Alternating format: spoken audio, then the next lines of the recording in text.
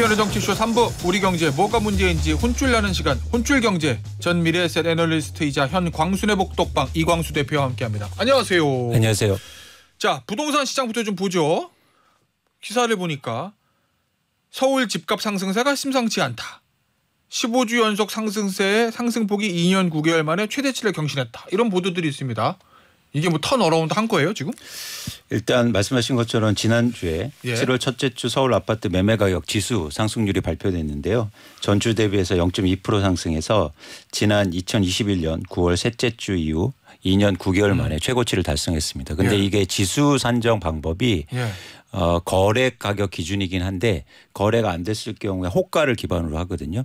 그래서 어쨌든 전반적으로 거래 가격도 상승하고 있고 호가도 오르고 있다. 이렇게 보시면 좋으실 것 같습니다. 이게 그럼 거래 가격, 호가 다 상승세가 이어지는 이유는 뭐예요? 최근에 가격 상승하고 거래량이 같이 증가하고 있기 때문에 변동 원인은 수요 증가입니다. 그런데 어떤 수요가 증가하는가 저희가 살펴봐야죠. 왜냐하면 부동산은 수요가 두 가지 수요가 나누어져요. 유일하게 투자 수요와 실수요인데요. 이런 자산 시장은 없습니다. 그렇죠. 그렇죠. 주식은 쓰려고 사는 사람 없습니다. 투자 수요시다. 그렇죠. 근데 최근에 수요가 증가한 건 실수요자들이에요. 그 근거는 두 가지에서 찾을 수 있는데 첫 번째는 가계 대출이 증가하면서 수요가 증가하고 있다는 겁니다. 돈이 좀 생겼다 은행에서 대출을 풀어줘서. 그렇죠. 뭐 그러니까 뭐냐면 한국에서 투자 수요는 대출을 못 받습니다. 전세를 끼고 사니까.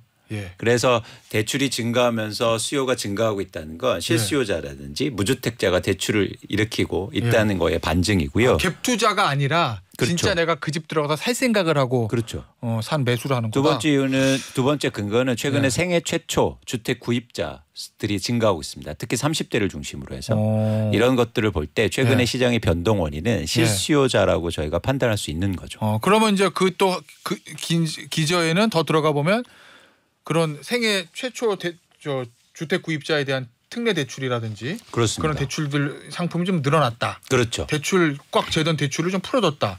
뭐 이런 게 원인이 될 수 있겠다는 말씀이네요. 네, 윤석열 정부가 들어서면서 생애 최초 주택 구입자에 대해서 LTV 80%까지 대출이 되고요. 최근에는 뭐 신생아 대출이라든지 뭐 이런 대출들이 같이 융합되면서 전반적으로 실수요가 증가하고 있는 그런 상황입니다. 알겠습니다. 자, 그런데 그러면 이제 중요한 건 거래량이잖아요. 매매량. 요 보니까 6월에 서울 아파트 매매량이 6천 건에 가까울 수 있다. 이런 통계가 보도가 됐던데 그러면 매매량도 확실히 늘었다는 건가요? 그렇습니다. 수요가 증가하니까 당연히 거래 가격도 오르면서 거래량도 증가하는 그런 상황이죠. 저 대표님. 네. 거래량도 늘고 가격도 상승하고 이러면 부동산 시장 완전히 풀렸다고 봐도 되는 거 아니에요? 그러니까 대세 상승장이다 뭐 이렇게. 그러니까 저희가 중요한 건 지속 가능성이 있냐는 거죠. 그런 측면에서 실수요자들이 대출 받아서 사고 있는데 과연 언제까지 대출을 지속적으로 일으키면서 그리고 이 높은 가격을 받쳐줄 수 있느냐가 사실 관건으로 보입니다. 그런 측면에서는 저는 가능성이 낮다고 보는 거죠. 대세 상승은? 그렇죠. 왜냐하면 기본적으로 지금 서울 아파트 기준으로 해서 중간 소득의 가구가 살 수 있는 아파트의 양이 100채 중에서 6채밖에 되지 않아요. 10년 전에는 23채였습니다. 그러니까 무슨 양이냐면 그만큼 가격이 높다는 거고요. 대출을 무리하게 일으키지 않으면 이 가격을 감당해낼 수 없다는 거죠. 그렇다면 뭐 금리라든가 아니면 대출이라든가 이런 부분에 대해서 계속 완화가 나와야 되는데 사실 그러기에는 거시경제 차원에서 부담이 있잖아요. 특히 가계부채가 이렇게 지속적으로 한국 경제의 발목을 잡는 상황 속에서는 계속 이 높은 가격을 받쳐줄 수요가 계속되기는 사실 제한적이다라고 보는 겁니다. 자, 그 얘기는 지금 대표님 얘기는 이게 일시적인 거라는 거잖아요. 상승폭이. 근데 지금 보니까 대체적인 여론은 집값 상승세가 당분간 이어질 거다. 뭐 이런 보도는 좀 계속 있는 것 같고. 그런데 우리 대표님은 대표적인 부동산 하락론자다. 사실은 좀 더 하락할 거다. 이런 말씀을 저희 방송에서 많이 하셨으니까. 못 맞췄어요. 대표님. 아니 당분간이니까. 제가 뭐 웃자고 하는 얘기는 아니고요. 저희가 집을 뭐 분기별로 보는 건 아니고 집값을 저희가 2, 3년을 보는 거고 사실 지금 마음이 조급하고 불안한 실수요자분들한테 제가 한 말씀 드리고 싶은 게 있어요. 왜냐하면 최근에 뭐 1년 전에는 심지어 집값이 빠졌잖아요. 1년 전에? 그때는 왜 집을 안 사시고 싶었을까? 더 빠질 것 같으니까. 왜 지금은 집을 사고 싶으실까? 올라가니까 불안해서. 그러니까 그걸 바꿔야 된다는 거예요. 그래야 사실은 내 집 마련도 잘할 수 있고 네. 부동산 투자도 잘할 수 있습니다. 그거 무슨 얘기예요? 그러니까 뭐냐면 집은 지금까지 지금처럼 변화기에는 집값이 빠질 때 내 집 마련하시라. 지금 예를 들어서 대출을 해준다고 적은 금리가 내려간다고 대출 받아서 높은 집값을 사는 게 사실 중요한 게 아니고 상투 잡을 수도 있다 이런 그렇죠. 그래서 역설적으로 그런 변동성이 큰 구간이기 때문에 예를 들어서 3개월이나 4개월 후에 집값도 빠지면 저보고 맞췄다고 할 겁니까? 사실 그게 중요한 게 아니잖아요. 제가 맞췄다 틀렸다가 중요한 게 아니라 여러분들이 내 집 마련을 잘 하시는 입장에서는 지금같이 변화하고 여러 가지 경제 변수라든가 부동산 시장이 급변하는 상황 속에서는 사실 내 집 마련을 가격이 떨어졌을 때 하는 게 맞다. 한번 반추해 보시기 바랍니다. 왜 1년 전에는 내 집 마련 안 하셨을까? 제가 뭐라고 하는 건 아니고요. 그런 측면에서 지금의 시장을 움직이는 건 과도한 심리라는 거예요. 불안하니까. 그렇죠. 불안한 심리가 가중되고 있다. 그래서 오히려 마음이 편할 때 내 집 마련 하실 때가 반드시 온다. 그런 시점을 여러분들이 보셨으면 좋겠습니다. 근데 상승세가 이어질 거라고 분석하는 분들은 왜 그렇게 보는 거예요? 뭐 여러 가지 이유인데요. 오르면 또 이유들이 계속 생기죠. 떨어지면 또 이유들이 생기고 상승세라고 하는 거는 일단 현상을 보니까 지금 오르지 않느냐.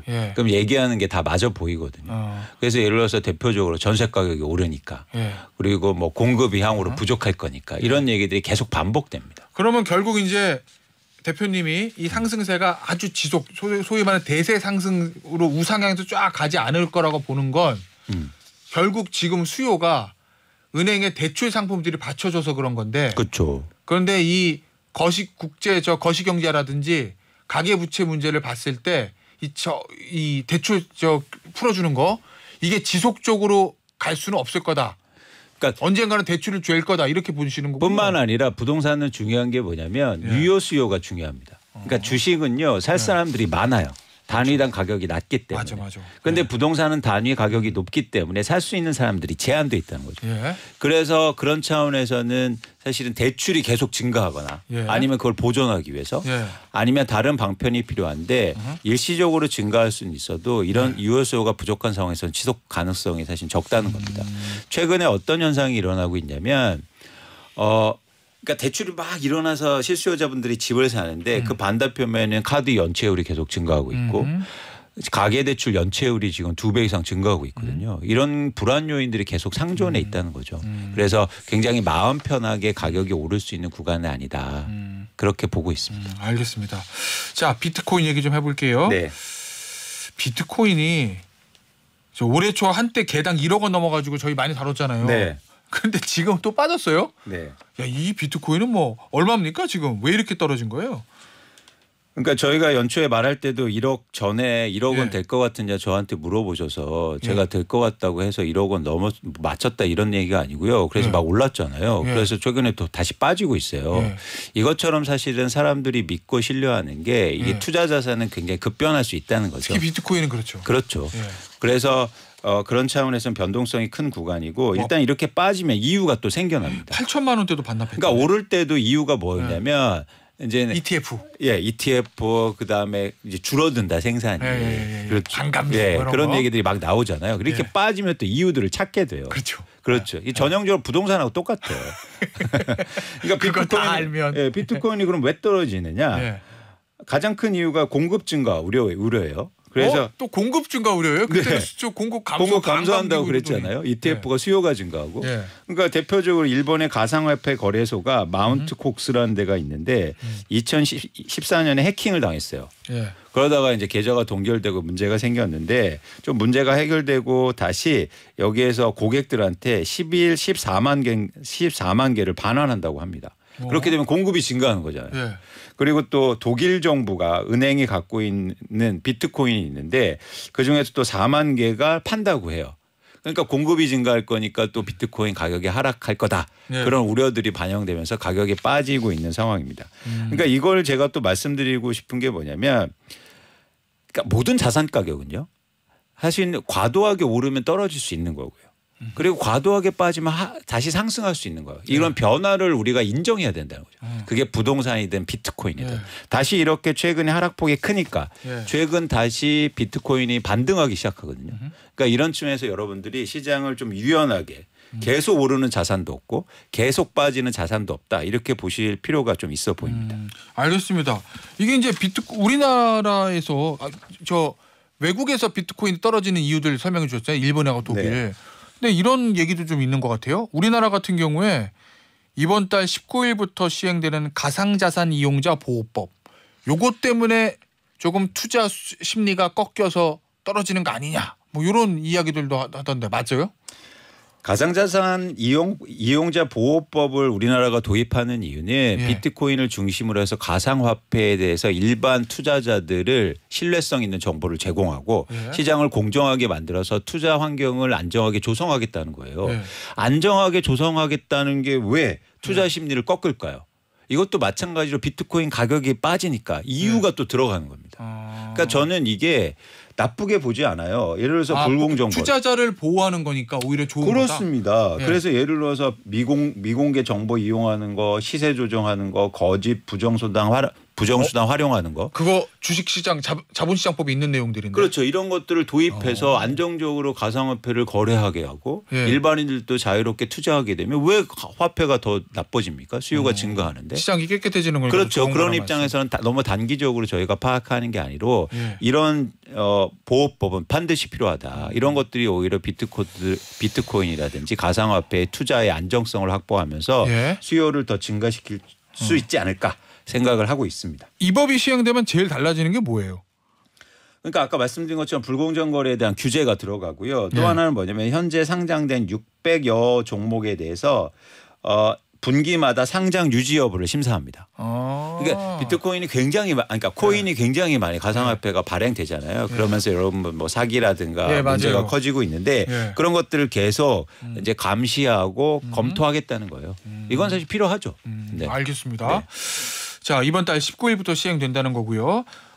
다음 주제를 좀 보죠. 정부가 지난 3일에 역동경제 로드맵 2024년 하반기 경제정책 방향 요거를 발표했는데 여기서 가장 주목할 부분은 뭐가 있나요?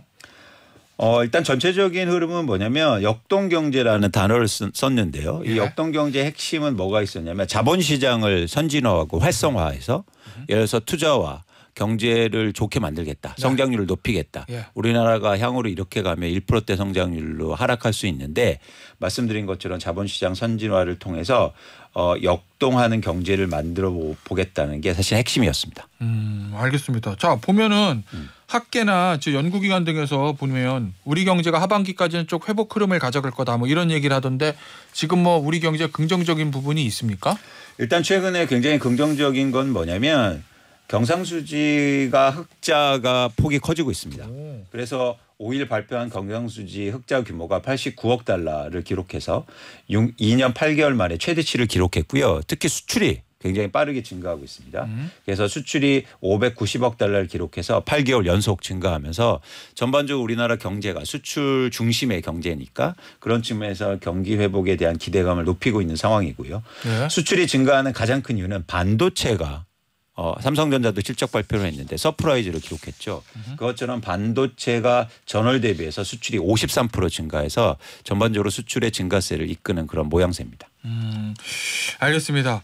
자, 이게 수출이 늘어난 소식은 되게 굉장히 기뻐할 일이긴 한데 그런데 엔화 약세가 장기화되고 있잖아요. 그러면 이거 장기적으로 우리 수출에는 좀 안 좋을 거다.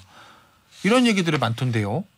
그러니까 반도체를 제외하고 자동차라든가 기타 다른 부분은 사실은 일본하고 중첩되는 부분이 많거든요. 너무 겹치죠. 그렇죠. 그런 차원에서 엔저가 지속되고 상대적으로 엔화 대비해서 원화가 고평가되기 시작하면 수출에 영향을 미칠 수 있는 거죠.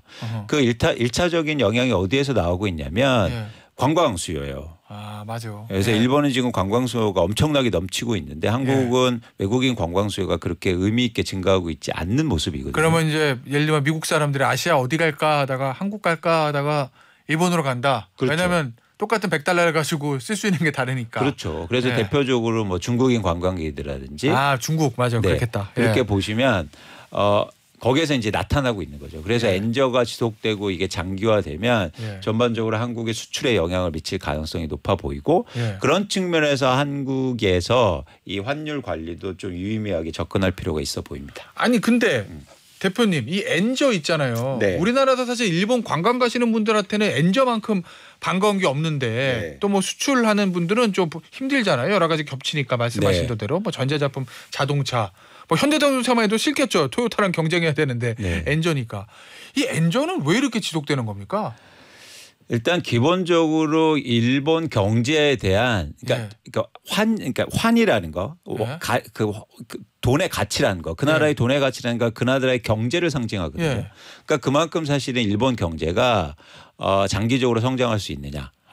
이런 부분에 대한 의구심이 큰 거죠.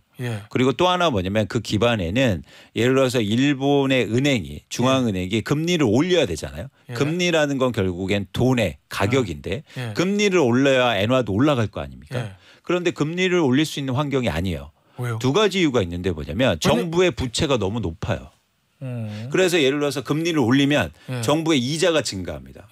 그러면 이거를 정부 적자가 더 확대되는 거잖아요. 그런 한계가 있는 거고요. 두 번째는 뭐냐면 금리가 올라가면 또 경기가 특히 내수 소비가 침체될 가능성이 있어 보이니까 그런 측면에서는 금리를 올리기가 만만치 않은 상황이다. 그러니까 경제에 대한 우려도 있고 금리에 대한 우려. 또 하나는 뭐냐면 아까도 수출을 얘기 드렸는데 수출에선 도움이 된다는 거죠. 오히려. 그래서 좀 아이러니한 상황에 지금 놓여 있습니다. 아니 일본이 그 버블 경기가 꺼진 다음에 잃어버린 20년이 잃어버린 30년 됐다가 뭐 계속 그 얘기 나오잖아요.